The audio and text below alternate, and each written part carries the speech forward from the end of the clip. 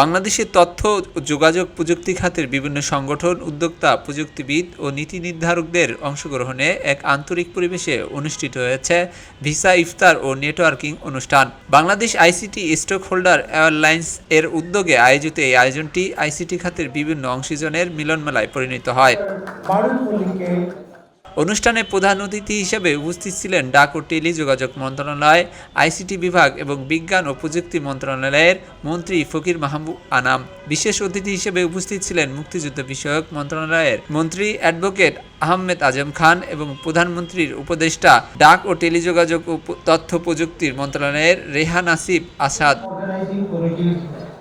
এ সময় বক্তারা বলেন, বাংলাদেশের আইসিটি খাতের দ্রুত সম্প্রসারিত হচ্ছে। এই খাতের টেকসই উন্নয়ন নিশ্চিত করতে উদ্যোক্তা, প্রযুক্তিবিদ, বিভিন্ন সংগঠন এবং নীতি নির্ধারকদের মধ্যে সমন্বয় ও সহযোগিতা অত্যন্ত গুরুত্বপূর্ণ।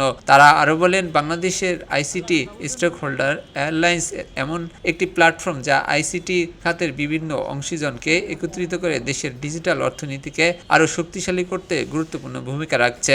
অনেক বেশি আপনাদের দায়িত্ব এবং কর্তব্য আছে, বিশেষ করে আপনারা যে আইসিটি সেক্টর নিয়ে কাজ করেন।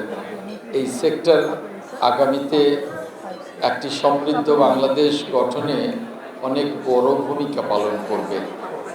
আর সেজন্যই আমি বলবো যে আগামী দিনে আমরা যেখানে যে সেক্টরে কাজ করি না কেন, দেশপ্রেমের সাথে আমরা কাজ করব। অনুষ্ঠানে প্রযুক্তি নির্ভর উদ্যোক্তা তৈরি করতে উদ্ভাবনকে উৎসাহ দেওয়া, স্টার্টআপ উন্নয়ন এবং আইসিটি খাতে বিনিয়োগ বৃদ্ধির উপর গুরুত্বারোপ করা হয়। পরে ইফতার ও নেটওয়ার্কিং সেশনের মাধ্যমে অংশগ্রহণকারীরা পারস্পরিক মত বিনিময় করেন, দেশের আইসিটি খাতের ভবিষ্যৎ উন্নয়ন ও সম্ভাবনা নিয়ে আলোচনা করেন। খবরের কাগজ, নিখাত, নির্ভীক, নিরপেক্ষ।